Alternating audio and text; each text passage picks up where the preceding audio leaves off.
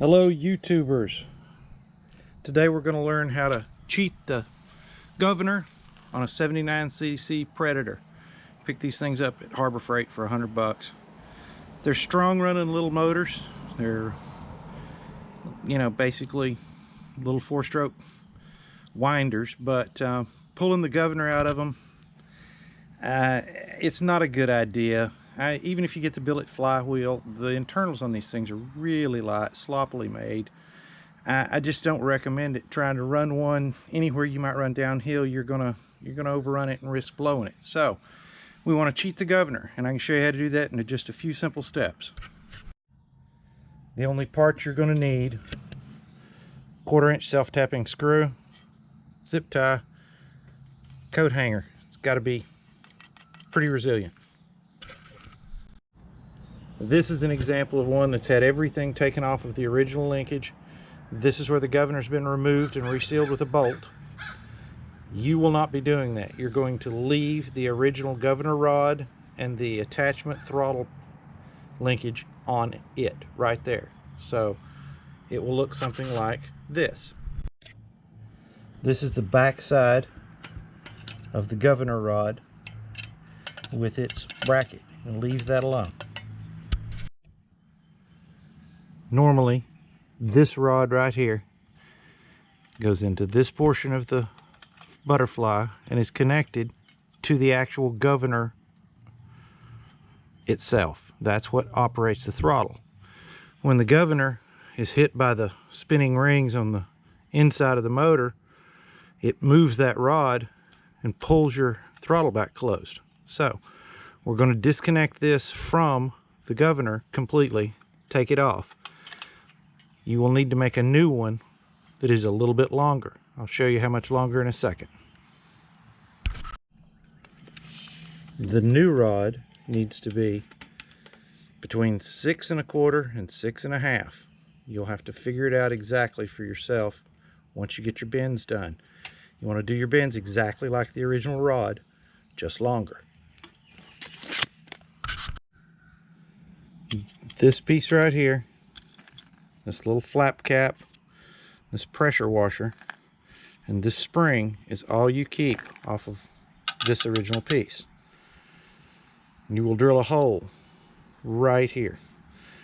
You're going to have to figure out exactly where's perfect depending on your rod bend, but you want it set up so that this, at just a little bit of play, opens your throttle body completely to the stop.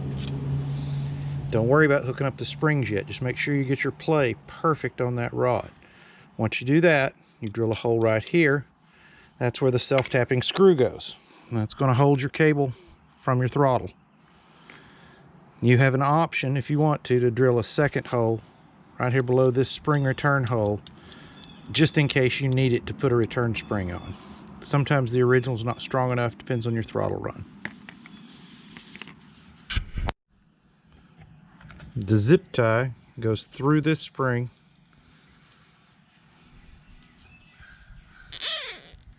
like so. Tight, not so tight that it warps or distorts the spring. Clip it off as low as you can. You don't want anything sticking out. Smaller zip ties are good, but they got to be strong enough to hold. To reassemble and begin building your throttle, there will be a nylon disc. You put it on the bottom. This flapper goes here. This pressure washer goes there. This piece, make sure that the tooth is locked into the slot. You will tighten it up only enough to get a nice smooth throttle play right here. Now this is not exact. We'll move over to the running engine here in just a second. But this is, you're not going to use even 1/4 of this much play. The throttle cable is going to run from right here. Your throttle run comes in right here. So you will, before you lock this down, want to bend this back to an angle. You want to drill in this hole the size of your throttle cable connection end so that it provides a socket for it to sit in. Moving over to the finished version, You can see where the throttle cable goes in. You see that it connects right there to the armature.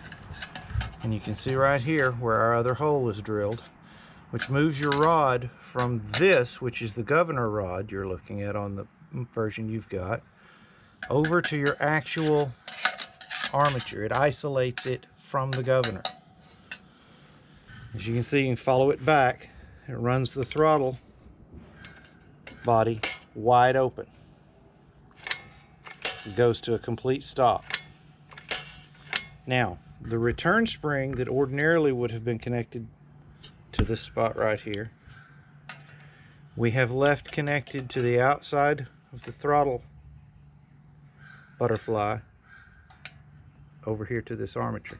We do that so that it provides just a little bit of spring back addition to this spring over here, which we'll get to. This is the back of the governor arm. This is the zip tied spring. You want to make sure that it is clamped well here and again on your actual throttle armature. So it's basically opposite of your throttle cable. Your throttle cable is pulling in this direction. It is pulling the armature against the governor and keeping it open, keeping it from engaging while you give it throttle. This will allow you to get more RPMs out of the thing, like a lot, but you're going to feel pressure push back on your throttle as it nears the top of its available limit. And this is your throttle return spring. It's also directly across from your throttle cable. And I like a big one because it's easy to zip tie one or two coils to get a little bit more return strength without having to get a new spring. The results.